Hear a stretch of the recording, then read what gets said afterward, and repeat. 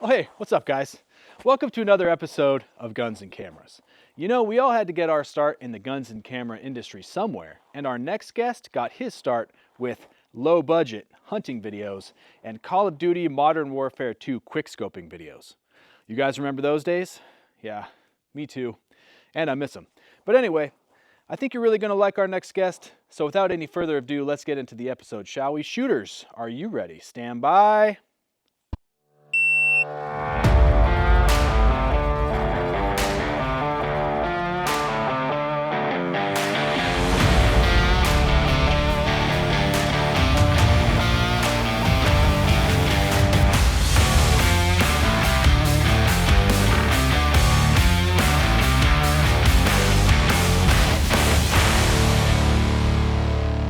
Hey, what's up, guys? Welcome to another episode of the Guns and Cameras podcast. I'm your host, Joshua Best, and today we are joined with the man with a great beard, but even better photos and even better videos.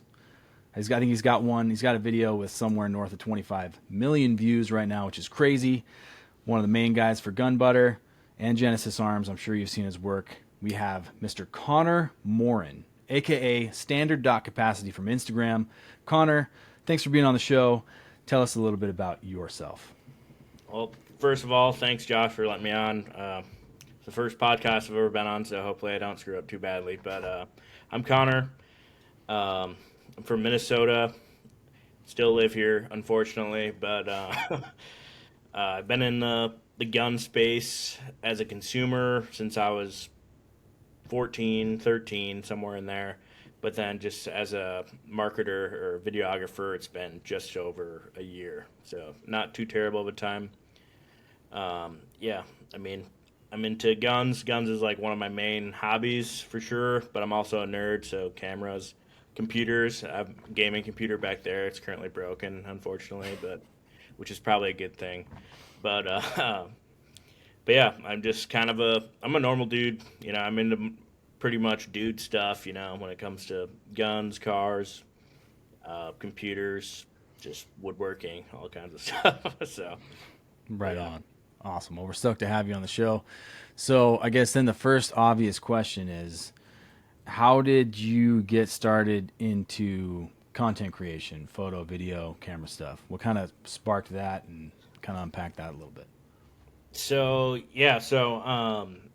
I kind of always been like making videos throughout my life just as a kid. I didn't even really realize this until I really thought about it not too long ago. But my first like content creation was when I had to been like 12 years old, and I don't know, maybe some people understand what I'm about to say, but back in the day of like Modern Warfare 2, like I used to make like quick scoping montages and like just started with like, remember those flip cameras? Those like they're like vertical camera that I think Oh, the they're ones with the side folding. Yeah, I remember yeah. those. I would have like that stacked on a bunch of DVDs, like recording my TV, and then I got like a ripped version of Sony Vegas, that editing program, and I would just make all kinds of stuff. All of it was horrible, but that's besides the point. But then my first like actual camera, I also used to make like hunting videos when I was a kid. That was like what infatuated me. I wanted to be like a hunting content guy or whatever. I have my own hunting show, so I was also like 12 Nice. years old with a Sony Handycam. Not a good one, but but just making like really dumb videos, and then also just dumb stuff with my friends. Nothing important, nothing was in focus at all. Nothing made sense. It was just we're having fun.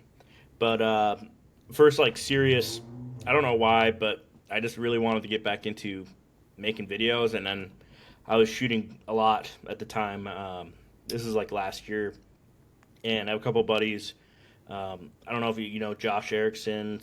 Um, Yeah. Yep. I he do. Yep. shoots for Genesis, but he's local to me, and then I have a couple other buddies like Phil Buys. He's another Genesis guy, and I bought a camera. I bought a Sony A7 III off Facebook Marketplace, and then I bought a lens, just like a 50 millimeter hand, whatever you call it, lens, or just a Hmm. prime lens. I know what that means. I'm just a little nervous, but bought a prime lens for my buddy and just started making dumb videos of them shooting. and then like a month later, Multi-Gun Nationals, which is a USPSA sanctioned match, which that was local to me. Phil Buys was like, "Hey, do you want to like film me like shooting the match?" And I was like, "Yeah, sure." So we made a bunch of videos, and then Genesis saw him, and then like a month later, not even a month later, I get a phone call, and Phil's like, "Hey man, like we're going out to Idaho to visit Genesis, and like with Gunbutter's gonna be there, and we're just gonna like film videos and film some content, and like you're good at making videos, so you should come out too." And I'm like, sure, yeah, sure, I guess, I guess, I have no idea what I'm doing. I ended up going out there, and that was like one of the best trips I've ever had in my life. The Right guys on. from Gunbutter, the guys from Genesis, everybody there was just so awesome and so hospitable.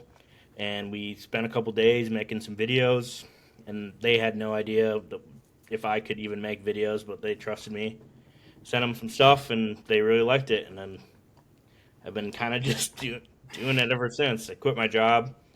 That's a whole different story, but then now I'm doing this full time. So Sweet. So, dude, that's awesome. Well, so let's unpack that then. So, what were you doing before, and I mean, you're kind of all in on this now, man. So you went yeah, from, you're kind of starting out goofing off as a kid with a camera. All of a sudden, you pick up a Sony A7 III. You're goofing off with your buddies, and the next thing you know, you're quitting your job and you're going 100% in on this. So, talk me through a little bit about that decision making process. And I mean, you got to really love it to be able to quit your job and start doing this full time. So, tell us a yeah, little bit about that. no, for sure. I've always been a pretty sporadic person in the sense of opportunities.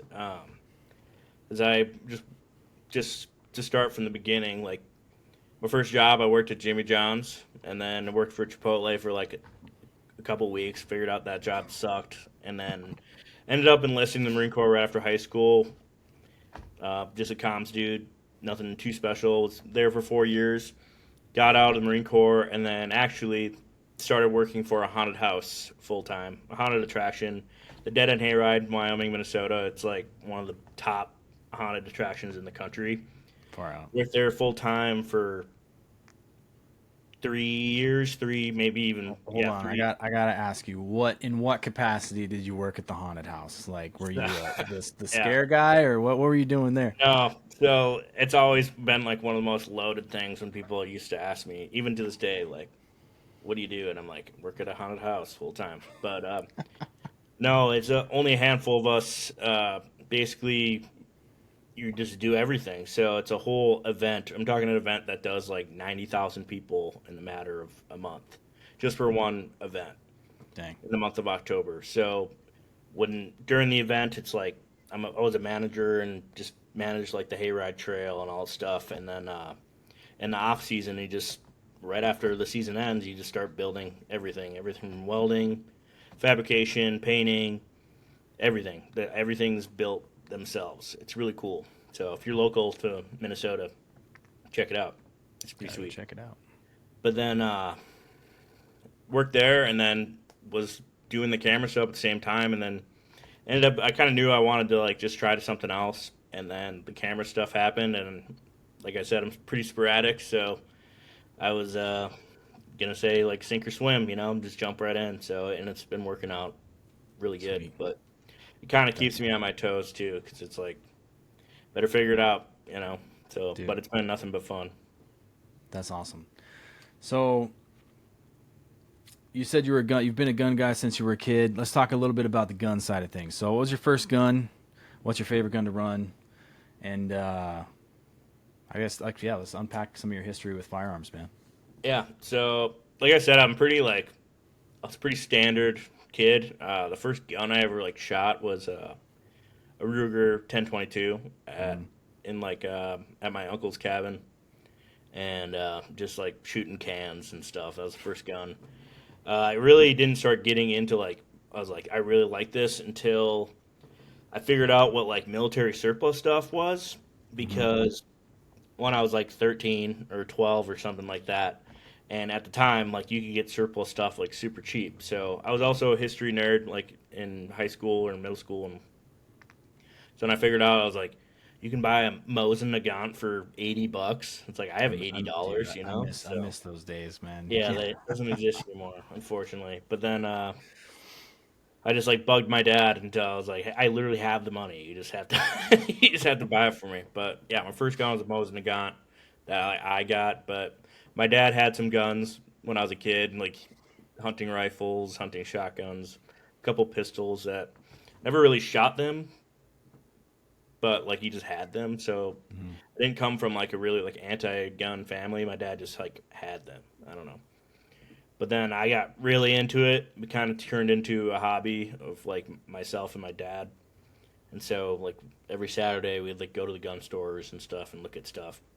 Went through like a whole military surplus like wave of probably like 5 years. So I've acquired a lot of stuff, especially back then that you can't do anymore. Like you Mhm. can't get at good prices anymore. But Yeah. for now, like I've been definitely getting into the modern stuff. I feel like as a gun dude, like the longer you're in it, it sucks because now the stuff that you think is cool is just way more money versus like Yeah. nothing excites me that's like $200 anymore. It has to be like at least $3,500. But Well, but we're also dealing with the inflation, right? Like again, yeah, there was that time with the military surplus because again, like I miss those days when you could go into like Big Five or some sporting goods store and they'd have like a case of Mosin Nagants or even AKs, right? That are just like military surplus that you could get. You know, you had to go in with a flashlight and check the barrel, right, and make sure there's yeah, still rifling in it because you never knew. And you'd get them for like $100 and it was no big deal. And now it's you can't. You know, you're at least $500 for something like that, yeah. No, such as long gone are days of like going to the gun shows. Like a lot of the stuff I got early on was just going to gun shows and just find mm, like hidden treasures or one if somebody didn't know what they had or yeah it's just an old rifle but then I was a nerd so I was just researching that stuff and could figure out yeah. like hey this is actually like a really expensive gun or really valuable or rare or whatever but now I do a lot more modern stuff now I still in like a little tiny part of my heart is like the old stuff like I still think it's super cool I still have a lot of them but I haven't really bought anything like that in a long time. But like my favorite gun of all times is that like if I had to sell everything but keep one, I got an M1 Garand for Christmas Hmm. when I was like 14, 15, and that gun is just it's great. I go hunting, deer hunting with it every year. I still have yet to shoot something with it, but that's kind of my goal. Is to like every deer season, like I don't really care anymore. I just want to like shoot something with like an old gun. I think it'd be cool. So, but that gun's sweet. But I don't have anything like super super cool as far as like modern stuff. I just got a Mark 12. That's probably the coolest gun I have. I've been shooting that a lot. Cool. It's a lot of fun. But as far as a pistol, I have a little bit of everything. So like what I shoot majority of the time is I have a Glock 45, just a 19 frame with the 17 slide. Hmm. Been shooting that for 4 or 5 years. It's been awesome. And then my new carry gun is a SIG 365 X Macro Hmm. with an Icarus grip module on it. That thing's rad. It's super fun. That's awesome. All right, so we've talked a little bit about guns. Let's unpack kind of what you have in your camera bag right now. What are your tools that you use on a day to day basis? Yeah, so like I said, I started with an A7 III. That camera, if anybody ever asks like what should I start with or do anything with, I say find an A7 III on like Facebook Marketplace or something. I bought mine from like a crackhead lady on Facebook Marketplace for $800, Dude, and it was still under warranty from like Best Buy for like a year, and I think it like just went up, like it's not in warranty anymore. But I did a lot of stuff with that camera. I still do a little bit of stuff with it, but now my main camera is a Sony FX3 with a Sigma 24 to 70 is basically primarily what I use. I only sweet. own the 24 to 70 and then that nifty 50 I have, but just I do most of the stuff I do is run and gun traveling stuff where it's like I fly in, put my camera together, and it's like sometimes I have no idea what I'm even filming. So the 24 to 70 gets majority of it. I want to Right. add like a bigger lens to my arsenal of camera stuff, but I'm still looking. So do you find that are you like 50-50 photo video, or you lean more video, more photo? I'd say I'm probably like 80% video. I enjoy video more than photo. I'm trying to do more photo stuff. Local to me, I've done some photo work, um, but nothing that like a gig wise. I haven't really done any photo stuff, but it's been Mm-hmm. primarily video, which is I still think my forte. I enjoy making stuff. Like when I get capture all this footage and go into my editing program and just like it's a game where it's like here's what I have. I want to make something that I would want to watch. That's kind of what I do. I don't really have. I don't know the right word to say it. Like sometimes I feel like I have no idea what I'm doing, and then in an hour I'll make something where I'll send it like to a client, and they're like, "This is awesome!" Like, So Sony A7 III. Yeah, that's one of the big things that's one of the best parts about being able to be a content creator, right? I don't like that term. I don't know how you feel about that term. I would rather be anything other than a content creator, because I feel like it's such a discounted, like, it puts all of the people who are working with kind of larger cameras down under into that same cell phone, like, kind of influencer generation world, which I you know, whatever. I feel like we do more work than just shooting with a cell phone, so I'm gonna no, probably for edit this sure. part out, but Yeah, and it's like that's like another thing where people like I'm whether it's guns or cameras, like I always want to have like this is like a downfall of me where I always want to have like the nicest stuff. mm-hmm. Where it's like I had the A7 III and like I had it for like a week and a half, and I'm like, this thing's sweet, like this is awesome. I'm super happy with it. But then I was like, what do I want next? And it was like FX3. One of my good buddies, Jake, who does all the he taught me so much about how to operate a camera, Mm-hmm. how you should. But he bought an FX3, and I was like holding it, and I'm like, "Yep, like this is dangerous. Like I'm getting one of these." And I think I had one like probably like a month and a half later or something like that. But Yeah. where I'm going with that is like it's not just the tools that you have, like it is the operator too. So like when you Mm-hmm. being a content creator is so much more than just like the equipment you have and stuff. Like Thousand there's a percent. lot that goes into it that people a lot of people don't understand. That's and it's like you do these shoots. It's like a lot of times you only have one shot, and that goes for video and photos. It's like you have one opportunity, so Yep. you better make sure that everything is correct. Yeah, we work in an industry where, again, yeah, you don't have a second shot. I was thinking about we were talking about this in another episode about the shot with the minigun in a helicopter. It's like you really only have, or with Yeah, Alex Calabro, she was talking about doing, airplane stuff, jumping out of airplanes, and I'm like, you can't, you know, you can't, like, say, hey, I missed a shot, can you reset and start that again, because you only have the one shot. Being the type of personality that's totally okay being in that kind of environment, but then two, being understanding the risk and being able to operate under that kind of pressure. I don't know. I feel like that sets us apart a little bit in the industry. So no, anyway, for sure. And carry on. on that point, like the toughest job I've ever had was with Gunbutter. We were out in Arizona doing a minigun shoot, Mm-hmm. and it was one of those things where it's like I'm filming and like I'm like, is this the best angle? Like, is this all like what's the best way to capture this? Because this gun's literally shooting like 3,000 rounds per minute, and it's like we don't have unlimited ammo. So, but that stuff turned out rad, but it didn't perform super well just because of like everybody knows like algorithm shit in the gun world. It sucks, but Yeah. that still is like my favorite shoot to this day for sure. Like just because it was like I'm a gun dude, so it was Mm-hmm. like I've never even experienced something like that, and it's like the amount of raw power those things have is you have to be there to understand it. Yeah, it's next level, dude. Yeah, it's fun stuff. Well, that's what keeps us in it, though, right? Because, like, that was one thing I was talking. I've been finding out as I do this guns and cameras project is that the not the adrenaline rush, but just like, the passion that all of us have for the guns in particular, and being in that environment again is what keeps a lot of us in it. Because I would say, look, if you ask me any day of the week, would you rather have 15,000, 50,000 followers or the opportunity to jump into tanks, helicopters, and jump out of airplanes? I would pick the latter, right? I'd be like, Absolutely. yeah, I'd rather go do the stuff, right, over the follower count. But that and the people. I mean, the people keep me in it, right? All right, so cool. So we got a Sony A7 III still. We got the new FX3. Let's talk about the new FX3. One, it's still pretty new for you. How are you liking it? You got any complaints? What are you learning about it? Tell us what we like about that camera a little bit.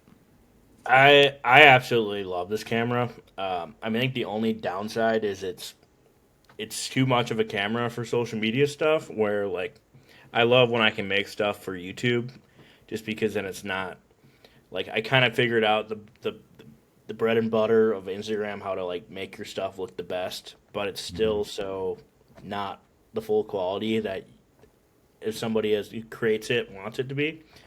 But as far as performance wise, it's like I've used it in the cold, I've used it in the extreme heat, and it's never overheated on me.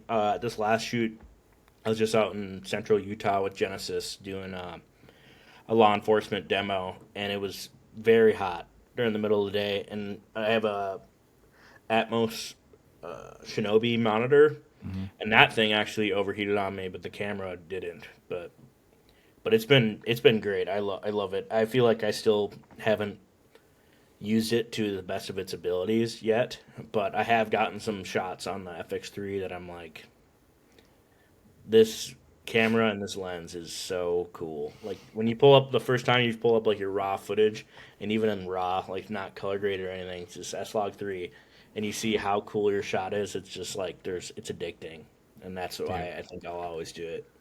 Yeah, there's nothing like it. I remember the first time I shot on the FX3, and I was like, damn. Like, Yeah, I feel like you feel like, all right, I've arrived. but I definitely like don't feel like I earned like my trajectory, like my path of like where I'm at right now to where I was literally less than a year ago. Like, has been nothing but just right place, right time. Like, I'm not trying to downfall like my skills. I think that I do well. I try to make the best stuff for the people that hire me. Absolutely, just like everybody would. But I've been just super blessed, super lucky to have these opportunities, and the people I've met along the way, just everybody that I've worked with or even met while just working around, they've been just awesome. Like they're just awesome people. Met some clients that are going to be friends. I'm going to be friends with them the rest of my life. So, that's why I love the space too. Because like just being a gun dude, being around it, like I think it's to my advantage too.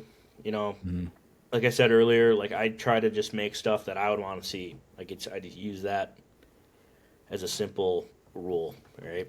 So like I struggle with stuff that's not like just cool stuff, No, Or I agree. That's trying my to rule of do like thumb too. reviews and stuff or record like any kind of like talking head kind of stuff. I'm like, I have no idea what I'm doing because I like to watch this stuff, but I don't, I don't know how to like film it, but Yeah. I do. It's been fun.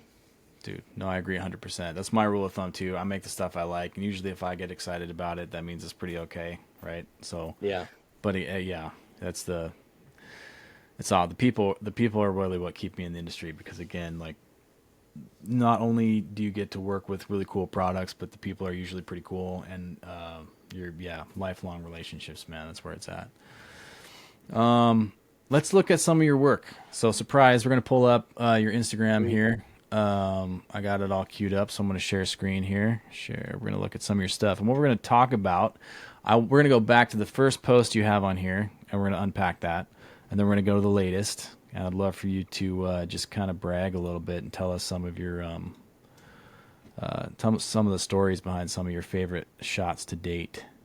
For those of you listening on Apple Podcasts or Spotify, we're looking at some of Connor's work here on Instagram. So if you want to go check it out, be sure to go to @standard.capacity on Instagram. Give him a follow and look at some of his work. Let's go to the first one here. I believe this is the first one. Yeah? Yeah. All right. We're gonna click into this. Tell us about this photo. So I cheated a little bit where just a little backstory, like my paid standard capacity it kind of started when after that first August shoot when I went out to Genesis, my first actual project, and we started making a couple of videos. And the first video got posted to Gunbutter is still one of my favorite videos I've ever made. But then like it performed really well, and then we had a Genesis video. Uh, they got like 400,000 views, and like in my mind at that time, I'm just like, holy, like this is crazy, like this is going off the charts. And I was talking to my buddy Josh, and I'm like, I gotta make a page. Like I think I gotta make a page, and like I gotta make sure because like I don't know where this is gonna go, right? So this is like my this first photo that I posted on standard capacity. I was experimenting with doing photo stuff. This is like a little studio I made in my garage, and this is a rifle that I sold now, but I used to have.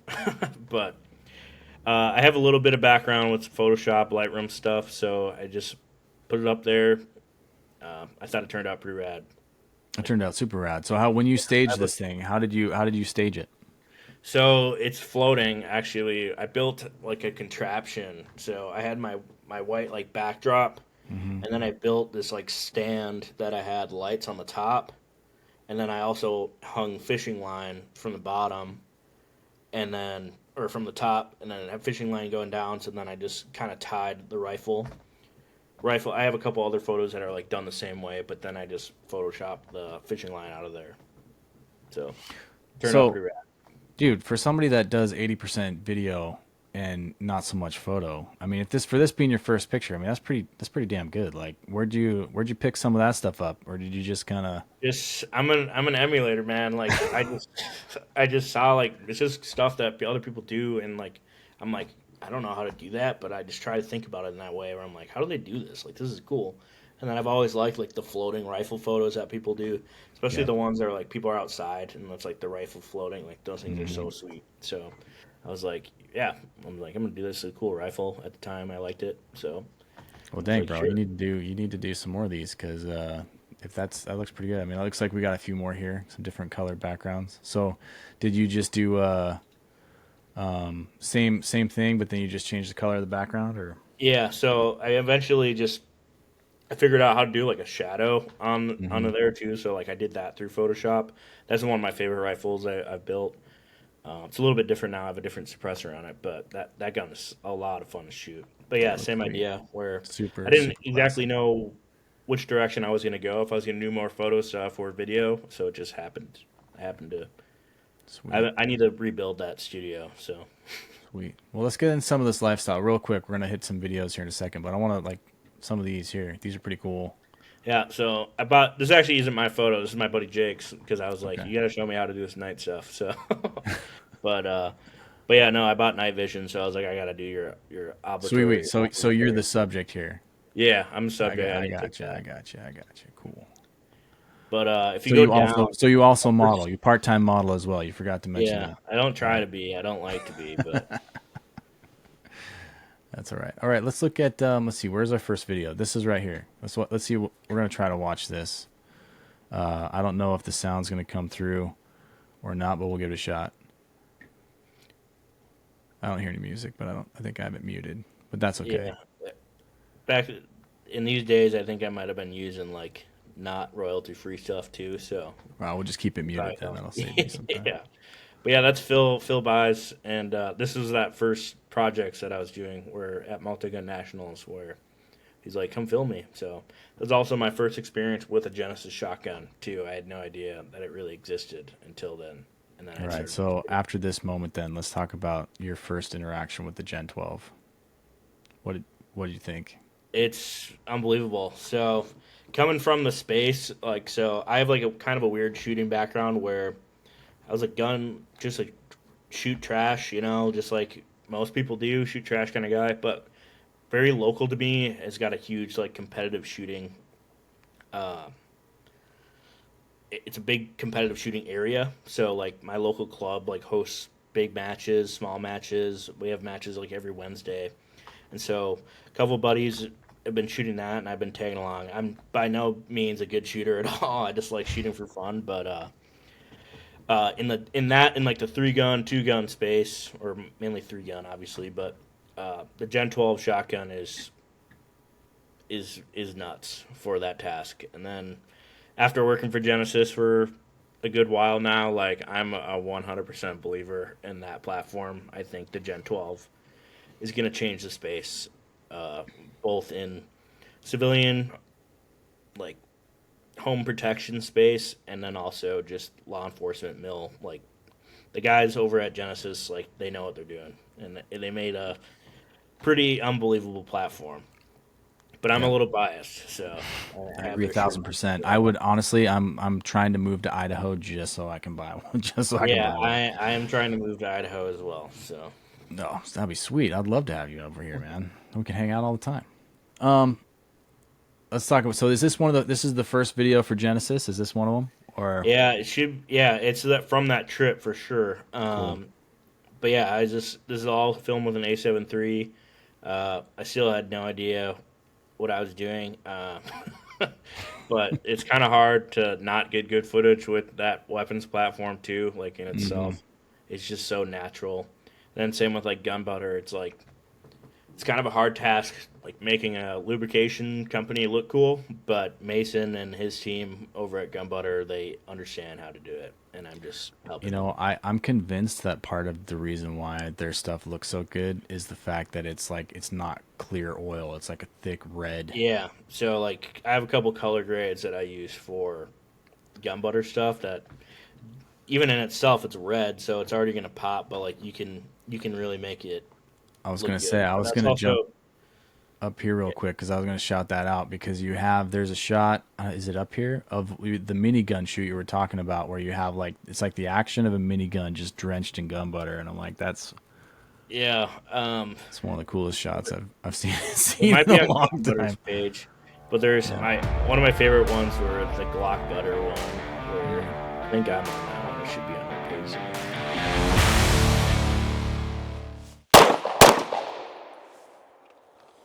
Oh, hey guys.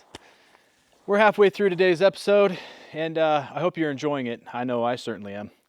Connor's a great guy, absolutely fantastic videographer, and I can't wait for you guys to hear the rest of his story coming up in the second part of the episode. But before we get on with that, this episode has been brought to you by 1156 Productions and by, that's right, Tokens of Valor. Tokens of Valor, that's my side hustle where I take brass and sterling silver and I turn them into state-of-the-art, one-of-a-kind, absolutely amazing wearables for both men and women. If you're interested, go check us out on Instagram and send me a DM and we'll get something started for you. In the meantime, I'm going to continue training before it starts pouring down rain. You guys enjoy the rest of the episode. This is Seth. He's also a good buddy of mine, but this is Sweet. us just doing dumb range stuff. Cool, This is like cool. right before I got my FX3 too, so this is like one of the last videos that I think I made with my A7 III because Sweet. I feel bad, but I haven't really touched my A7 III video side of things unless I need it for like a B camera. But yeah, if you scroll up a tiny bit, I made a Yep. video. I made a video kind of like with the timeline. Like I literally have, if you, I think it's down. Down. Is It's it that one or the A7 III body only. this one here? Like that's like the timeline of what I did. So it's pretty cool. I Slick. should update this video, but You know, I've been running an A7 III. I still actually, tomorrow, I'm finally upgrading. I got an A7 R5 showing up tomorrow. Because I've been running the A7 III platform for 8 years. Shot everything from all of my product photography, everything I've ever done for photos. I've shot a couple of TV shows and a whole bunch of stuff with that camera, and it's been awesome. yeah, Um, it's the ultimate. You can do anything, and then for the price, like I would never recommend someone like buying a new one just because like you can yeah, find them. Like if you just wait, like I was like I want to buy a camera, and I think I was like less than a week on Facebook Marketplace. I found yeah. Everybody makes the same decision I made when I was shopping cameras at the beginning. Was just like I need something that can do everything, and at the time, and it still is in a lot of ways, probably the camera that can. If you want to get started, there's not really a better platform for the money to get you started.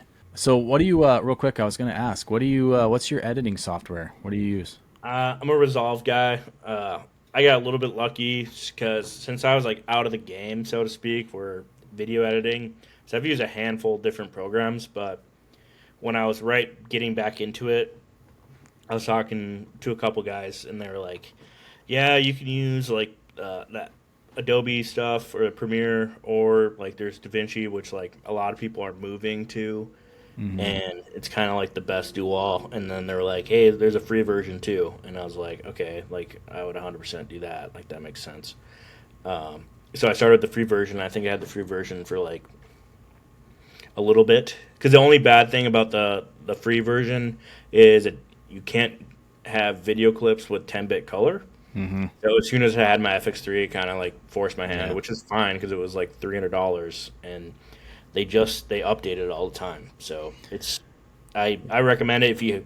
I know it's probably tougher for guys and gals that have used a different editing program to switch over, but I have had nothing but a good time. It doesn't crash, and even if it does crash, it just all your stuff auto saves. Like I've never lost. Knocking on wood, I've never lost anything like due to the program. Yeah. But it's a lot of fun. I've been really getting heavy into like the color grading side of things, trying to just perfect my craft in that because I'm all about like the vibes with that kind of stuff, the stuff. But Mm-hmm. there's certain things that are a little bit tougher. But Yeah, I love DaVinci Resolve. I'm a big time advocate for that software. I used Premiere for a long time, and then back in 2019, I was fed up and was looking for alternatives. Jumped on the free version of Resolve and worked in the free version for a couple of years before I ended up buying the studio version. But I'm never going back. yeah, it's a rad program. Yep. The only issue I have, the only issue and the only frustrating thing that I have, and I warn people about this, is if you're ever wanting to use, for example, on your FX3, the benefit of the 16-bit raw output via HDMI into a recorder is that if you buy an Atomos or record in Apple ProRes RAW, it is not compatible with DaVinci Resolve. You have to either transcode it to something else, or you have to edit in Premiere or any of the other editing platforms, which is super frustrating because the reason is totally redonkulous. Is it's just boils down to a professional beef between the brands, and they just out of stubbornness don't want to make it compatible, which I Interesting. find Yeah, extremely I was frustrating. like gonna say I was like that surprised me that they wouldn't just like do that, but I'm like, look, you can beefs do are this beefs, I anytime you guess. want, right? And who suffers? We do anyway. But Yeah. that's my only big gripe is that like if I want to shoot in, because I did a whole shoot, no kidding, I shot like 5 terabytes worth of Apple ProRes RAW, 16-bit, right, and then went to edit and resolve, wouldn't run. I'm like, what the heck? And actually ended up buying I ended up buying an M1 MacBook Pro just so I could quickly transcode out of Apple ProRes RAW, and even then, it still didn't work out the way I wanted it to. So, but I mean, you don't really need the 16-bit. Like I did a bunch of tests between 422 10-bit out of recorded natively, and then versus 16, and everything I saw was like, unless you're looking at a really high quality display, you're not going to really notice the difference. So that was the end of my Apple ProRes RAW 16-bit experience. But a little pro tip there. Yeah. So let's talk about where's your first video with the FX3 that you posted? I think the color grading one. So you go down the one that's like starts in S log 3 right there, or in the This middle. one? Yeah, that was like the first. It was like more of a test than anything of like what it looks like on Instagram, and I was like, "This is great," but that's still not even like a good color grade for me. But but at the time, I didn't know. I was like, "This is 10-bit color. This is awesome. Yeah. So worth it." Oh But yeah, it made me. I remember the first time I graded it because I was like, I was so frustrated that I couldn't color grade my videos to look like my photos, right? When I was working in mhm. RAW, and then when I got behind the FX3, that was when I first felt like, okay, I can push it. I can push video like I push photo, Yeah, with color. it's sweet. So nice, man. So out of what we're looking at right here, what has been your favorite project to date? Like your favorite piece of work that you posted? Which one is it? Um, I gotta say, it's on the Genesis's page if you want to hop over Yeah, there. let's go over there. But we did a project out in it was I Actually, do you had to have it fly to tagged up Vegas. I here? don't even remember where it was. It was like in Arizona, I'm pretty sure. Have it up here. Search. But we went to this like old concrete factory, and that's where a lot of really good content came from, like the drone video that did really well, and then but I made these like cinematics. It should be down a ways. I'll tell you when I see it. No, so that was the first one from this project. Okay. And it was just awesome. It was a collaboration project with Genesis. Bees Concepts had like a lot of their gear that they were showing off. BCM sent a bunch of rifles. Vertec, the whole Vertec crew was there, Dude. and we just did some crazy like 2 day content stuff. But This one right here, the night. yeah, This one. so yeah, one of these were one of my favorite ones I've done. It's just I love doing like the cinematic stuff. I mean, this all the pieces were here for this, so it's like a little bit lucky. Like everyone looks the part, everyone does everything, but just that Gen 12, the 5-inch PDS with the shot, the 15-round drum. It's just such a mean system. Like that gun, like I nickname it. What I say when I say to people is this gun hates bloodlines, just because you got 15 rounds of 12 gauge and a 5-inch It's an barrel ender of shotgun. bloodlines, yeah. It's pretty scary, but a lot of really cool content came from that shoot. I think it's hard to pick a favorite though, because each one that I've been on has been hardly work. Oh, it's that one right there. That's the one. That's one of my favorite ones. Yeah. I really like doing like the cinematic stuff, just because it just looks so cool. So Yeah. do you have somewhere? Do you shoot these? You shoot these horizontal, right? These aren't shot vertical. Yeah, they're horizontal. All right. So where do you keep these where we get to see the rest, the other 2/3 of the picture? I can send you a link. Dude, you gotta send us a link because I Yeah, because hate vertical stuff. I'm a I full hate it. believer I hate it so of much. making video horizontal again. I need to I get one of those ten hats, thousand percent agree with that. because yeah, that's even more insane. Let me see here. Yeah, some of the most fun stuff. Like I love working for both Gunbutter and Genesis, just because they can be so opposite to each other, but then they're still both the same. Where like I'm still operating the same, I'm still filming the same way, right but here. like So this shot, right, this frame, that frame that just played, yeah. is the one I'm like, dude, that just looks so gnarly with that gun butter in there, man. I love it.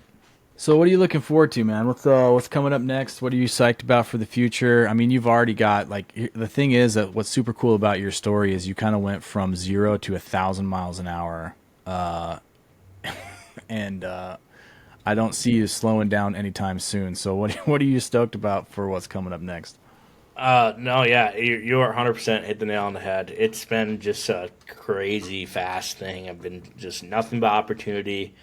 I mean, so I'm excited for SHOT Show again. I know a lot of people hate SHOT Show, but I got to work SHOT Show last year, and it was one of those things where it's like I've never been to SHOT Show, and this is 3 months into me doing this, and then all of a sudden I'm with Genesis at SHOT Show on the main floor, like with all these huge brands, and I'm just like, I've always had oops, excuse me, one You're good. of the most repeatable things that I always say to myself is like, where am I? Like, like how did I get here? Like, I'm at a shoot, and it's like I follow this guy on YouTube. I've been watching his videos for 4 years.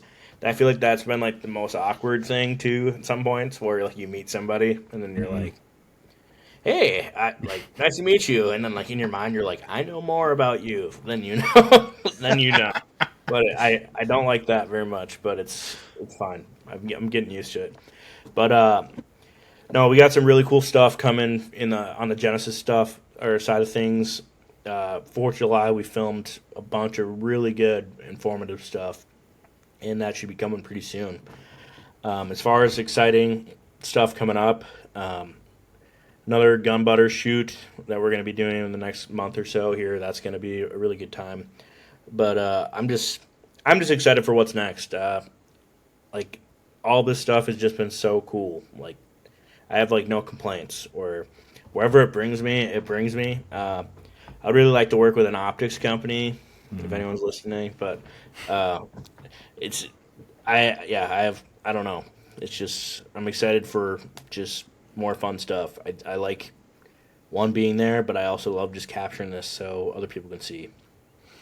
Yeah, that's the one of the cool things is always it helps if you're interested in the subject matter, because being able to work with different brands and reach out and be like, hey, like I gotta.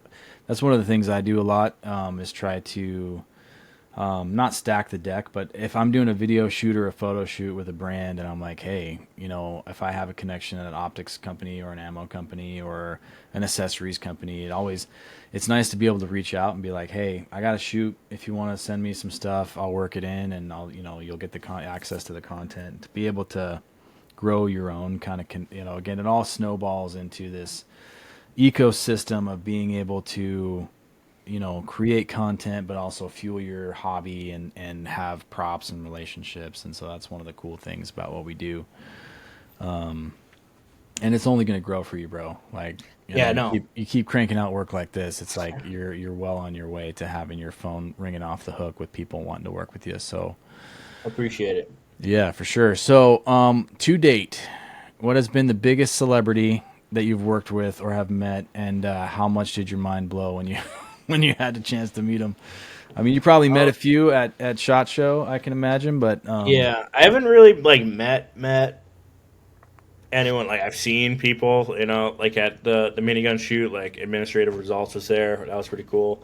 But mhm. I try to like not be that guy of like, hey, like whatever. Like it's one of those things where it's like if it happens, it happens. Like I'm not gonna force my way into something, but if somebody's a part of something, like I'd love to work with them.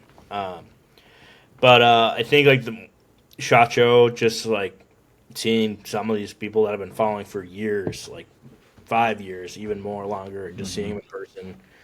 We were at the agency party, the agency burn pit event, and there was a lot of like heavy hitters out there where I'm like, I'm filming Travis Haley right now, like this is sweet, and then or like Ronan and like all these different guys, and where it's just like this is so cool, like I said, where am I? Like how did I end up here? All right, so I'm gonna hit you with the big question. So this is kind of one of the I'm trying to, as this Guns and Cameras podcast platform grows, I'm trying to work in these questions or these topics that are reoccurring. The one that I've been doing so far has been, what has been your biggest oh shit moment to date? Could be good, could be bad. We all have them. So what is, Connor? What is your oh shit moment to date? The oh shit moment would be the drone video with Genesis. Mm-hmm. It's one of those things where collaboratively we all worked on it together, obviously. But I made the video and it got posted to YouTube or got posted on Instagram. Performed rather well for what an Instagram video does. So I'm like, yeah, this is great. Like that was a cool video. And then it got posted to YouTube because like we with talks with Genesis, they're like, yeah, we really want to start pushing YouTube stuff, so we're gonna make some stuff for like YouTube. I was like, all right, cool. So it got posted to YouTube, and I think it was on there for like 3 or 4 weeks. And I was actually on the road. I was going on vacation in Canada, so I was driving up north, and Rich Wilkins, who's part of the Genesis marketing team, I think he's like marketing director, and then but he works very closely with Genesis. He texts in our group chat and he goes, "Hey, the drone video is at 1.4 million views," and I'm like, "Holy shit!" Like I have never would have. Like we've had videos perform really well, like 450,000. Like that's still no joke. Like there's still a lot of people, and but he's like 1.4 million, and I was on vacation for a week or like 6 days, and at the end of the 6 days, it was at 10 million, and it's been just like at a weird like S curve where it's like stops for a while, but then it kicks off, and like it's about to hit 25 million probably like tonight. So it's like it's been understand like it's still a sweet video, but it's like it's just algorithm stuff, man, where it's like People want to see that stuff. I pulled it up yeah. while you were talking about it. It's the anti-UAS mag-fed 12-gauge shotgun video. It's a short on YouTube. Right now, it's sitting at 24 million. That's Yeah. dude. That's a lot of views, man. Yeah, and I think like the crazy part of it is Just looking at the analytics of the video, it's like Genesis has gained like 68,000 subscribers from that one video, and it's like one of those things where it's like, hey, you said you wanted to build a YouTube channel, so there we go. We did it in one video. So I'm super excited. That's why I'm also super excited for some of the really cool content that we filmed for YouTube to start being pushed out, just because that will solidify that side of things. And also, I really like doing YouTube stuff just because it looks really good. Yeah.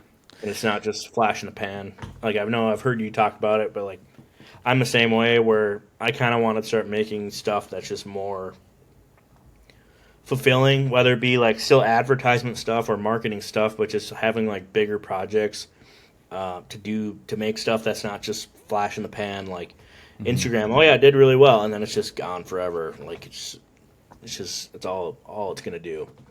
But to do some big stuff that actually lasts would be my dream for that. Yeah, and dude, and that's something that I think that is in the heart of every creator that I've talked to, is this desire to apply their trade craft to something that has a little bit more weight or value than just, again, flash in the pan content, because that's social media is the driving force of the industry of content gathering, right? It's because of social media marketing and the consumer culture way. And I don't want to gripe about it too much, because that's kind of my, I could talk about how frustrated I am with it all day long. But the reality of it is that when it comes to creatives, and again, this is the reason why Guns and Cameras podcast exists, is to encourage, especially the creators in the two-way industry, like yourself, like myself, who we have the opportunity. We have super talented people, like crazy talent, photographers, videographers, people who know how to run cameras, like you under pressure, that you would blow away most of the people working on big film sets right now. Crazy capable, that never get a chance to grow their platform, get the exposure because of the censorship and the suppression.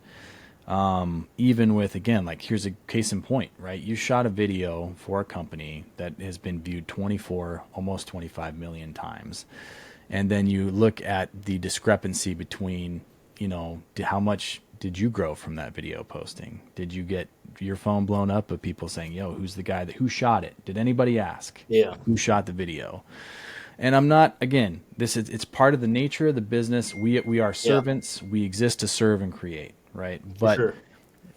To some degree, it is always nice to be able to, like, here's a great example of the pressure that you feel because, hey, you just created a banging video. It hit 25 million views. Then the next question, it's like you get a quick pat on the back, like, good on you, bro. What else can you do for us? Like, let's see the next one. The expectation now is that everything you make is going to have to hit at least 1 million, bro. So, yeah, absolutely. No pressure. And that's the tough part, especially in our side of the industry, where it's like, not to beat a dead horse, but it's like you do a video that's like a good video, or relatively, right? And then you see like how it performs, and you're like, that's not how that video would perform. Like, not basing on likes, but like, this company has 70,000 followers and it got 2,000 views. Like, that doesn't really add up, but right. What do you do? So, I mean, that's, and again, for those of you guys listening and viewing, we're not complaining, we're not whining. We're just calling to attention the fact that when, creative people, it's always nice to have somebody like appreciate your work and come up to you and say, hey, look, I know you were the guy that shot it. You did a great job and I loved it, right? Because often we don't even get that. And so it's nice. That's the whole thing, is just that is what energizes and recharges us to want to continue to create and to make this footage, is like just knowing that, hey, people see and appreciate our work and understand that, that video, 24 million views. So in case you're listening, anybody out there, this is the guy that made that video.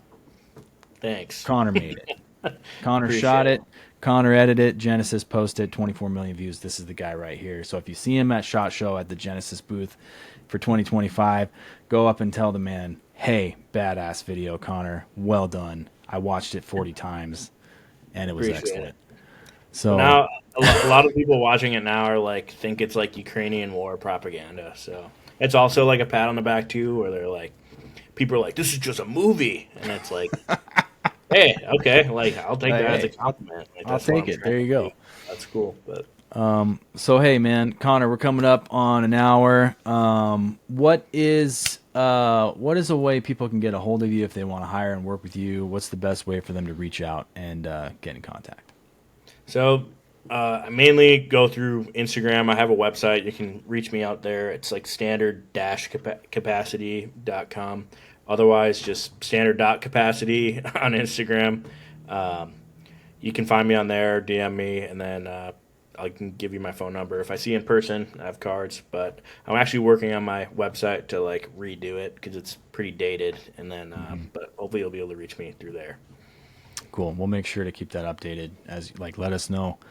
Let Guns and Cameras know, let me know, whatever. We're not that big, bro. Like maybe someday.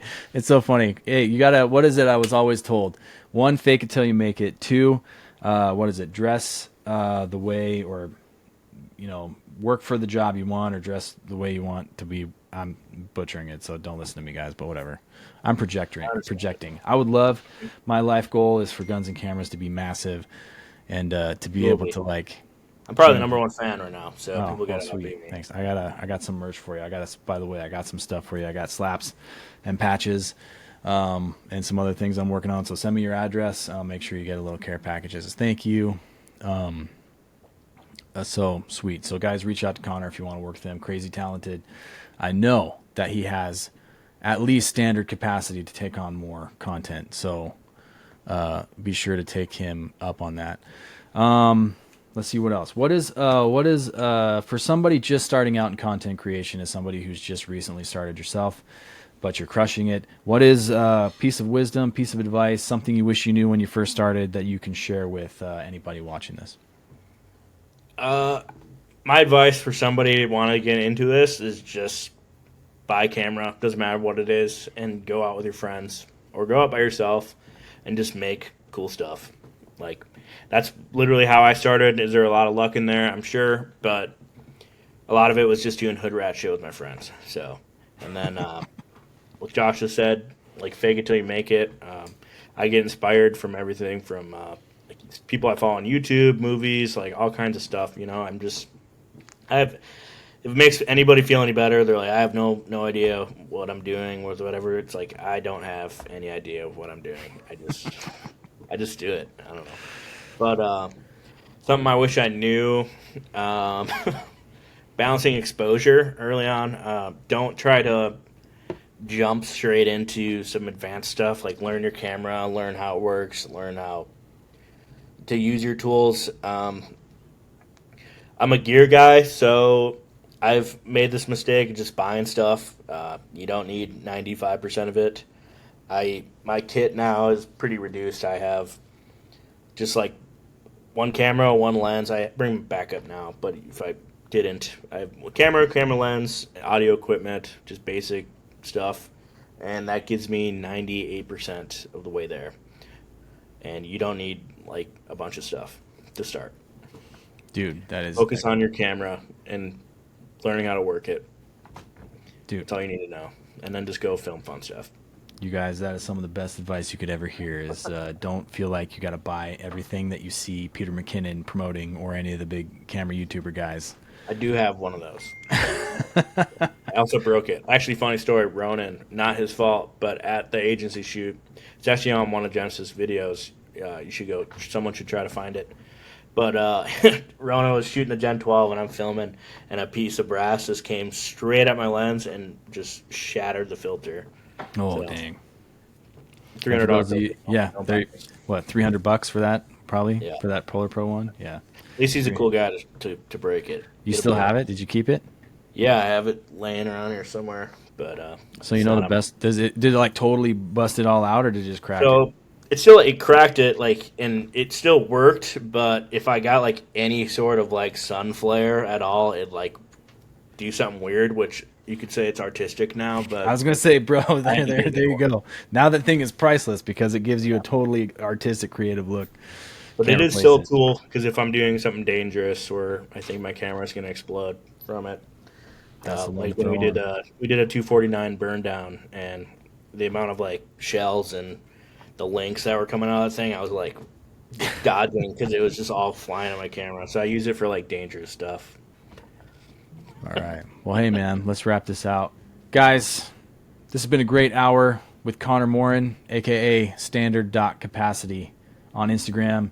A lot of great information. Connor, thank you so much for sharing your stories, all of your, just sharing some of your wicked content, bro. I cannot wait to see what you do next because this is just the beginning, man. So, Connor, before we wrap this out, do you have any last words for our audience? Well, thank you guys for listening to me. I never thought I would be on a podcast, but this has been awesome. Thank you, Josh, very much. Thank you guys for watching. Hopefully you learned something. Hopefully you didn't at the same time. I don't know. But yeah, no, thank you very much. This has been awesome. I'm excited. Hopefully, Josh, I get to work with you pretty soon because I think we would turn some heads. Dude, that'd be awesome. I think that I would love to get some collaborative projects going, especially with the Genesis guys. Getting you, dude, if you move to Idaho, we'll build a power duo of the Northwest. Yeah, guaranteed. It's over for everyone. Yeah. Right. So, you guys, if you go to SHOT Show 2025 or if you're at any events and you see Connor, be sure to go up, grab him, say, bro, way to crush the content, because we need that. Creatives, we like some recognition. So be sure to do that for Connor if you see him out there, out and about. I got nothing else. So, you guys, thanks so much for joining us for this episode of the Guns and Cameras podcast. Stay tuned for more, and you guys have a great day. That's it for this week's episode of Guns and Cameras. I really hope you enjoyed hearing the stories from Mr. Connor Moryn, aka standard.capacity on Instagram. If you don't already follow him, be sure to jump over to his page, give him a follow, give him some love, tell him how awesome his work is because it is absolutely fantastic. If you had to pick a guy to watch as an up-and-comer in this industry, it's Connor, so be sure to give him a follow. Well, I am empty and I need to go reload so I can carry on with my training today. Thanks for joining us for this week's episode. Stay tuned because we got a lot more coming. Have a great day, guys.